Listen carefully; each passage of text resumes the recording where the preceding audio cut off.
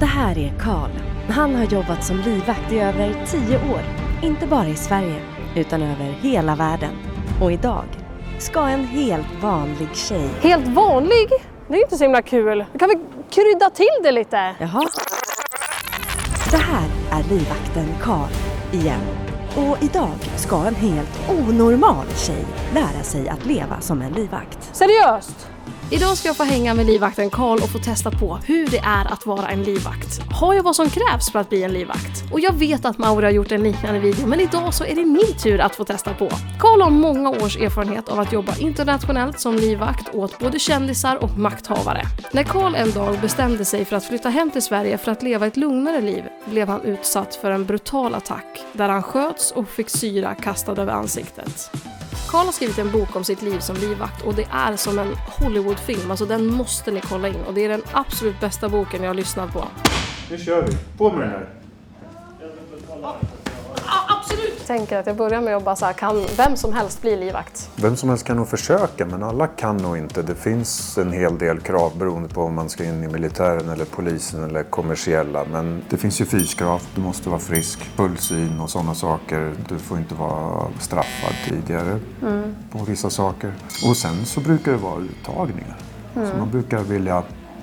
Ja, om det är många som söker så vill man också ha ett uttagningsprov, vilka som är lämpliga. Men vad skulle du säga då krävs för att bli livvakt om man verkligen känner att det är det man vill göra? Jag skulle nog jämföra med vilken elitsport som helst där man behöver vara väldigt, väldigt framåtlutande. Ett mindset kring om att jag inte är rädd för att vara obekväm. Jag vill bli bekväm i det obekväma. Det är ett jätteviktigt mindset. Konstant gå emot rädslor. Och släppa egot. Och idag nu då så ska ju jag få lära mig att bli livvakt. Du ska få känna på lite grejer kring snudda på det. Ja. Lite, ja. Så Karl ska alltså gå igenom lite olika steg och övningar med mig. Tror ni att jag kommer klara det? Har jag vad som krävs för att bli livvakt? Kontaktlyft!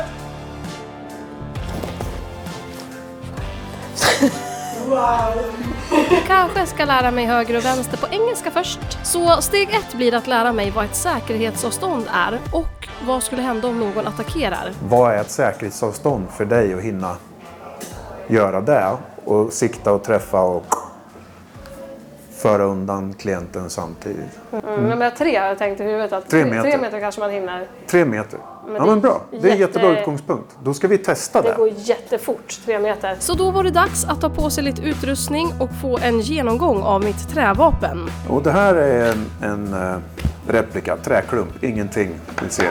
Egentligen ska man ska aldrig ens peka en sån här mot en person. Utan så fort man har någonting som liknar en sånt där så ska man peka det i säker riktning. När den sitter i ett hölster, så man sätter i innanför sådär. Så har oftast hölster någon form av säkring. Vissa har, som öppnar polisen, de har 2 säkringar. En som sitter där och en som sitter där. Så när man ska dra fort så måste du trycka på båda säkringarna samtidigt. För annars får man inte upp det. Och det där med säkringarna verkar vara en svår nöt för mig att knäcka. Men mer om det snart. Jag får inte till den här. Jag hittar inte. Den är ännu längre ner än vad jag tror. Jag tror att det är det. Nu på med västen. Känns snyggt. Får jag bara fråga en liten grej. Känner ni att ni är lite coola när ni går runt så här? Alltså...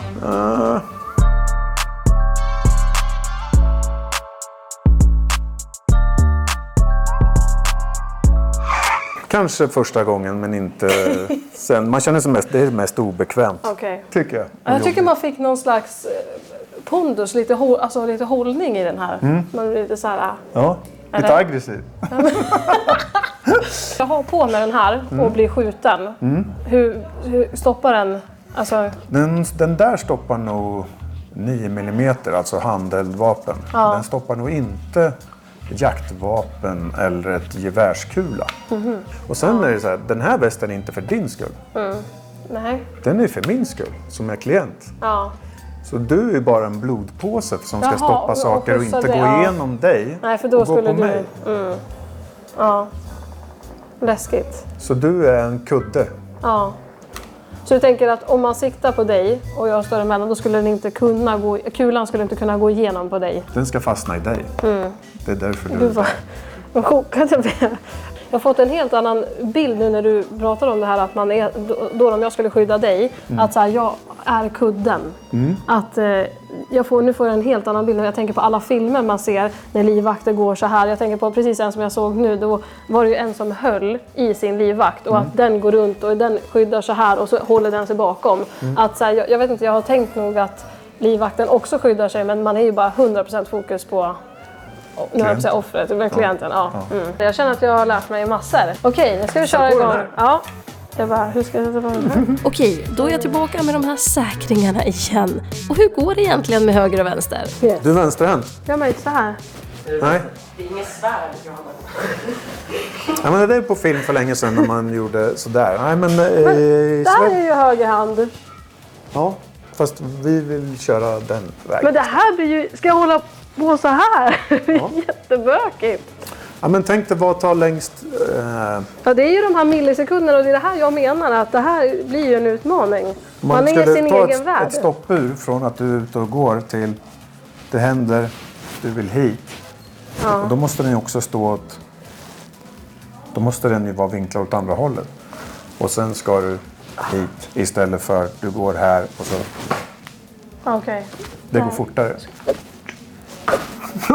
Så snabbt ska det vara. Ja. Ja, det kommer det inte göra, kan jag säga. Alltså nu känner jag direkt att jag blir så här med den här västen. Den blir inte liksom jättesmidig. Nej, så ska vi sätta en jacka ovanpå det där. Åh herregud. Ja, du ser ju. Ja. Nej, men man kan ta det lugnt. Och här delar Carl med sig av den rätta tekniken som jag lite senare ska få sätta prov på. Den måste vara ännu mer bestämd. Ja, där. Ja. Ja, så nu har du lärt dig det att det gör ont om man kör rakt uppifrån och ner. Utan om du kommer lite snett bakifrån och så trycker till. Där någonstans.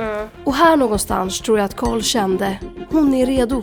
Redo för det stora provet. Att skydda sin klient. Ska vi vara 3 då och testa? Så då kan vi... Hon var klient. Ja. Du är livvakt. Ja. Och jag är den som för bort henne. Min enda uppgift är att skydda klienten. Kontakt left!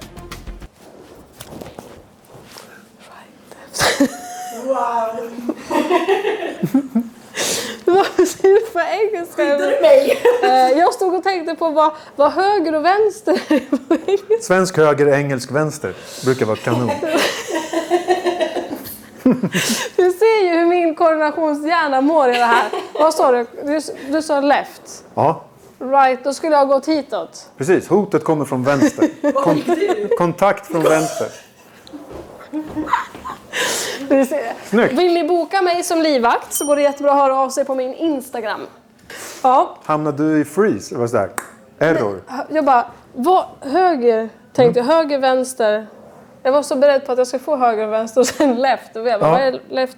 Right, left. Okej. Alltså jag tror att Carl ser liksom att jag har potential, han ser att jag är stark. Jag är en fighter liksom. Jag är en ihärdig jävel. Man ser att jag är tuff, jag är liksom i fighting mode hela tiden. Jag tror att han är ganska imponerad faktiskt. Sen kan det vara bra att veta höger eller vänster. Johannas vänster är Karls höger. Så en gång till. Om vi kör left, då går du går till det hållet jag kan säger. vi inte köra svenska, snälla? Du känner att jag blir helt förvirrad. Kontakt bak! Jag var ganska snabb i alla fall. Det var fan ganska snabbt. Nu var jag snabb. Snyggt. Övning ger färdighet. Jag har inte gett upp ännu. Och som Carl säger, det gäller att ha ett bra mindset. Det är mycket att tänka på här, men coolt. Bra system vi har. Nu testar vi det här med säkerhetsavstånd då. Yes, nej. Nu kommer det ju vara här att jag sa 3. Jag skulle ha sagt, jag byter till 15 meter. Ja, nu kan vi ta av det där. Nej. Så, nej, vi ska ha på det där.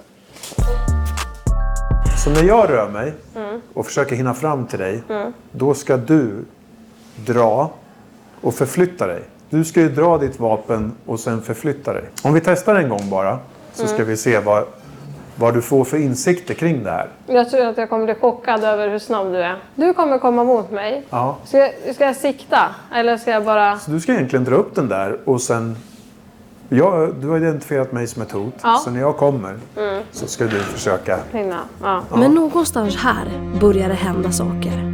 Var det nu det faktiskt vände? Har jag utvecklat mina kunskaper som livvaktselev? Ja, Okej. är du med? Snyggt! Skitbra.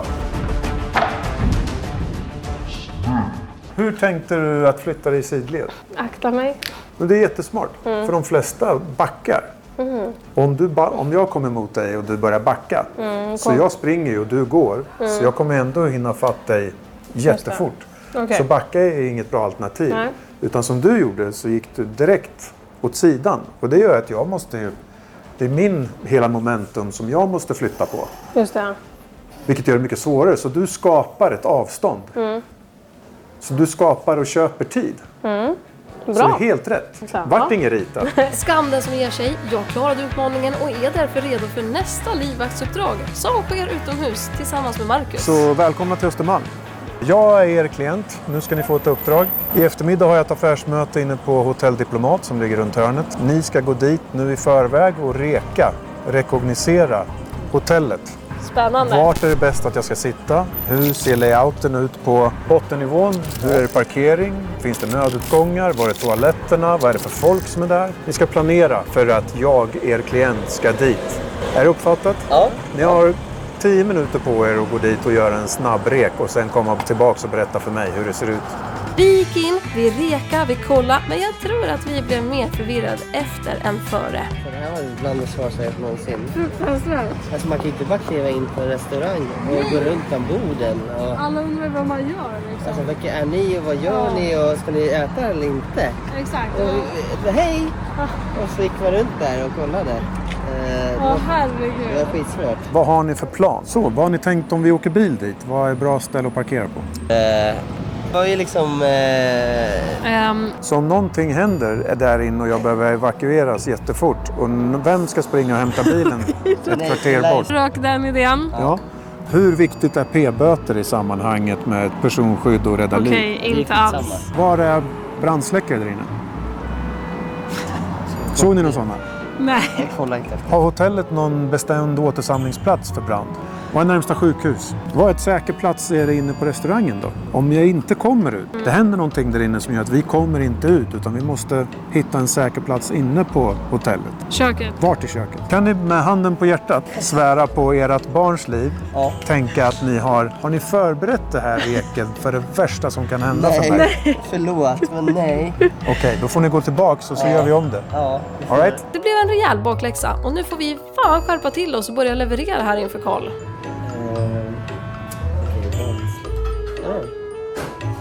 Okej, men nu känns det lite bättre. Vi har hittat ett bra bord, vi har hittat 2 nödutgångar. Bilen kan vara parkerad här ute. Okej Karl, nu har jag och Marcus varit här och rekat igen, så ställ dina frågor. Hittade ni någon nödutgång där ni sa att det inte fanns någon? Ja. Den Bra. var lite gömd, men den fanns och vi hittade faktiskt en till. Så nu har vi 2 nödutgångar där vi tänker att våran klient hade kunnat suttit emellan. Bra. Och så hittar ni en till parkeringsplats ifall att Exakt. också, som är lite i skymundan och backa upp. Vi tänkte lite mer på det här med parkering efter din feedback. Så att vi har en plan med det nu också. Och så har jag tänkt till också på om vi inte kan utrymma så hade ni ett bra förslag med köket och vad som finns inne i köket där ni kan hålla ett angrepp borta från mig och låsa in mig i mjölkkylen eller något sånt där. Ja. Det fanns en plan där. Ja, nu ska jag snart ställa några spännande frågor här till Karl. Vad tjänar man egentligen som livvakt? Men innan det, nästa uppdrag. Hur går man egentligen som en livvakt? Ja, inte sådär. Det handlar om att smälta in och känna in omgivningen. Ja, men det är rätt. När det behövs så kanske man ska synas och ta en större närvaro på gatan. Men om det inte behövs, då är det bättre att smälta in och ha en låg profil. Och oftast är det det som gäller. Ni är mina livvakter och ni går med mig. Då skulle jag inte vilja ha er nära mig så här. För då skulle jag skämmas ögonen ur mig. Och jag kanske vill ha en, i och med att det här är en gata där det inte är så mycket folk. Ja. Så kanske en kan vara på den sidan. Lite längre fram och se om det kommer någonting vid nästa korsning som skulle vara någon fara för mig. Ja. Och du som kan väl hovra några meter bakom för mig. Bakom. Så att jag inte känner mig påpassad. Så att jag kan gå och prata telefon utan att jag känner att du hör varenda ord jag säger när jag pratar med min fru. Just det.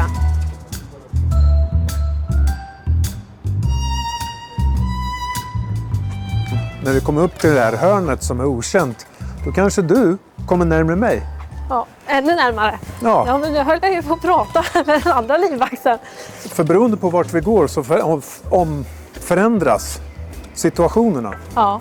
Så nu visar det sig att här är det ganska lugnt. Ja, Och då kan ni släppa taget igen. då backar vi lite. Så det är lite gummisnodsprincip. Kommer till en korsning där eller om vi går upp på Stureplan där det är massor med folk, då behöver ni vara lite tajtare. Och så det. kommer vi tillbaka in på Östermalm där det är mycket mindre folk. Det finns ingen anledning att vara där nära mig då. Då vill ni släppa tyglarna så att jag kan känna mig lite privat igen. Ja, för det var det jag tänkte säga. Det måste vara väldigt jobbigt som person att ha livvakter och så får man aldrig känna att man är i fred. Det är därför ni, så fort ni får chansen att släppa mig i fred så jag får känna mig privat så ska ni göra det. Okej. Yes. Spännande. Ja, men ni ser vad vi lär oss hela tiden alltså. Snyggt jobbat, Ja, bra. tack. Otroligt häftigt. Nu över till några spännande frågor. Vad tjänar man som livvakt? Beror på. Helt på vart du är, om du är anställd av ett större företag eller om du är en egen konsult eller om du jobbar, vilken nivå du jobbar på. Det kan vara allt från 33 000 upp till 150 000 kanske. I månaden. Ja. Just det. Det kanske finns de som tjänar ännu mer än så, men jag har inte träffat dem. Nej, okej. Men mellan 33 och 150 000 då. Vad är det bästa med att vara livvakt? Du får uppleva världen på ett sätt som du normalt sett nog inte skulle gjort. För att du kommer att se sådana enorma kontraster om det går bra för dig och du blir anlitad mycket och då kommer du få se mycket av hur världen funkar och du kommer kanske till och med få bo på de stora fina hotellna runt om i världen och träffa andra livvaktsteam och se hur alla de här kändisarna håller på och hur maktspelet sköts och åka privatjet och så är man imponerad av det en vecka, så är du inte så imponerad av det här längre och sen så är det där mer en vardag, men det är ändå en häftig vardag att vara turist i. Ja, så det är ett verkligen. jättehäftigt sätt att få se världen. Ja. Som ett äventyr är det skithäftigt för du får leva andras liv. Just det, men det kan jag tänka mig så att du får en helt annan upplevelse. Men vad är det sämsta med att vara livvakt då? Du missar ditt eget liv.